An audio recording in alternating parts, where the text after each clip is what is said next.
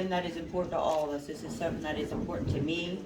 It's some of my campaign promises, that parental rights would be, an absolute important issue that we're coming across. Like I said, January is gonna be very, very busy for us. Linda can probably tell you. It's going to be marathon, that we can try to get things, bills across the table and things done, and they already told us to prepare for that. A little introduction on myself. My name's Joanne Stehr. I've been a single mother for probably 22 years. Eli on the January 23rd actually will be 22. I will be the first woman representative from Schuylkill County. I will also be the first woman representative for the 107th district as it is designed today. Linda, of course, had part of my with her 108th, but I got it moved into the thing. So that's a milestone for me. I didn't run on that because I'm just Joanne, as most all of you probably know me. There's nothing big and fluffy about myself. I wanted to thank the Moms of Liberty because they're the ones who kind of put the definition behind what's important to us and as far as protecting our children, and put a sequence of events together to make sure that this is something that we're going to be following along with, whether it be with bills, whether it be with educating people, and just letting them know this is what they're teaching in our schools, and it's perversive, it's evil, and our children can do a little better than that, and we need to put our right foot forward. And even if we're not going to be able to get much done about it, we're going to call them out on it and say, is this really how you believe? Is this what really how you feel that having male relationships with another male is appropriate for a young child to be learning, and what is in these books? I mean, we can have those conversations with our children. We're the parents. I'm sure there's slang all over the place that I don't have a clue about. And I asked my 17-year-old son, he's like, "Oh, Mom, you don't know what that is?" It's like, no, I have no clue what that is. and the way it sounds, I probably don't want to know about. But stepping up for our children, stepping up for against critical race theory, that we're less of a person, we're oppressors, we're oppressive to another race or something like that is absolutely ridiculous. We don't believe that. We've never been raised like that. I don't feel oppressed being a woman. I don't feel like I'm an oppressor because I'm white. So I don't think that kind of teaching deserves any kind of place within our schools. It's too much controversy. I feel in the political world, the more divisive they can be to divide us as either whether it be vaccinated or non-vaccinated, to be gay, to be straight, whatever divisiveness or against one another they can do. The more divisive we are and the more we're not on board together, the weaker we become. And so a lot of us have common goals and common denominators, which we identify with and which are what our goals are. And I think if we unite with what we are in favor for, I think we can be a strong voice for people like our children, people like our veterans, people like our senior citizens who were targeted during the COVID administrations. True to my heart is the restrictions that they put on the nursing homes, and the idea that it was the best for them was putting our COVID positive patients in with our elderly people. My Aunt Merle from the Middletown area, who was wonderful to me through my whole childhood, she had dementia, but she knew enough who her children were, and they put her behind a glass window, and she'd be calling for them like, come on in, why aren't you coming in? And she just couldn't understand why they weren't coming in.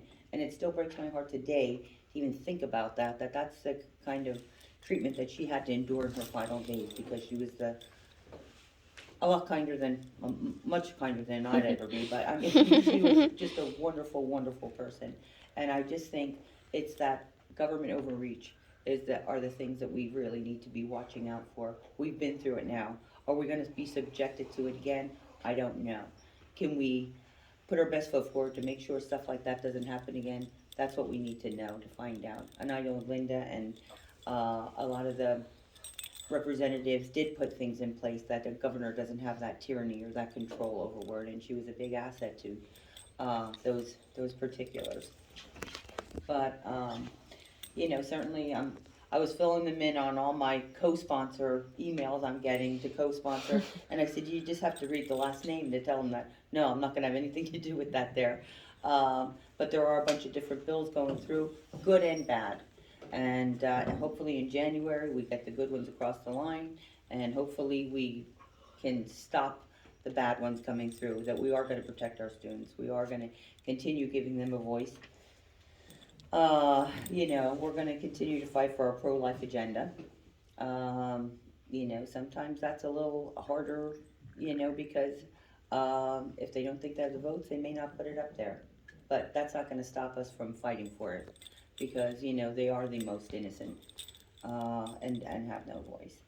Um, I think what we need to do is go back to our constitution as part of my outreach program. What I am plan to do for the communities is actually have constitutional classes and classes on the Constitution. We don't know what rights we're giving up if we don't know what rights we have. And it's something they kind of stopped teaching in school. And I think a big part of the trying to get rid of this and trying to get rid of that is actually trying to get rid of our Constitution. And that's the only, we're the last free nation of the world. We're the last standing free nation of the world with our Constitution protecting us. So we want to protect our Second Amendment rights because they are the rights that are protecting our Constitution. So we need to continue fighting for our God-given freedoms, our freedoms that were given us in the Bill of Rights, our life, liberty, and pursuit of happiness. And certainly I want to be that voice. Like I said, I'm not a real good public speaker. I can sit and yap with the best of them all the time. And be the talker, be the whiner, be the I'm going to go out and kill somebody, kind of go get them with a little bit of fight and a little bit of angst in there. But I think we're kind of going to be up against it a little bit after January. I think my focus is going to be is working with groups like yourself, groups like other conservative groups, that we are going to get the word out. We're going to educate the people. We're going to be supportive in our district office staff, which I'm going to have mine in Higgins, and I'm going to have one in downtown Shamokin. In Northumberland County, so that way we can work together. And what we need to do is unite. We may not get along on all situations. Well, the Northumberland County Republican Party is a good example. But you know what? When we unite, we're stronger. If we continue to let divisiveness separate us, that's exactly what it's going to do, and it's going to weaken us. So united, we're going to stand. Divided, we're going to fall. We're going to fight for our children, for our liberties and our rights to keep our parenting to ourselves. Anybody who knows me always says, Joanne, nobody's gonna put babe in the corner, don't worry about it. And it's like, you're darn right they're not. We have a voice. I've been put in this position, which I feel is God-given to me, because had my parents not passed away, and I had my parents to take care of, I would have never even thought of applying for this position. And had I just started a new full-time job, I would have never. And there were times through this campaign that I didn't know if I was going to make it. And thank you to Linda, who was such a big help to me.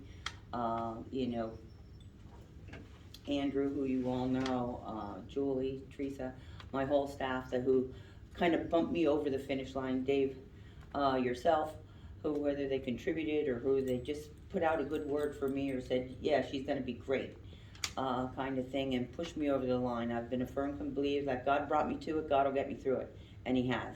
And I thank God for that, and I'm not going to disappoint. I'm going to stay true to my word, which is defending the pro-life movement, which is defending the CRT, that it's not in our being taught in our schools, and defending our children, our veterans, our senior citizens. And if I ever forget where I came from, I want each and every one of you to remind me, and remind me of this day when I gave this wonderful speech at the Moms of Liberty, that, Joanne, that isn't the direction you want to go in, because I do want to go in the direction of being the speaker and the voice for our are weaker or less fortunate people. And I want to try to stay true to my word. So don't forget to remind me. Yo, Miss Fancy Pants with your new car. What's up with that? So again, thank you very much for Yes, having thank you. me. Like I said, if you're going to be down there on the 23rd, you have my information. You know, I will contact you if we want to make arrangements. It's going to be very busy down there, but I've never seen a more beautiful. I'm in awe when you walk in that building. If you walk in there and you look up and just see it, and most of it's run by women. You know, if you see all the little things, it's all women. You know, and women all over the place. You know, for liberty and all this other kind of stuff.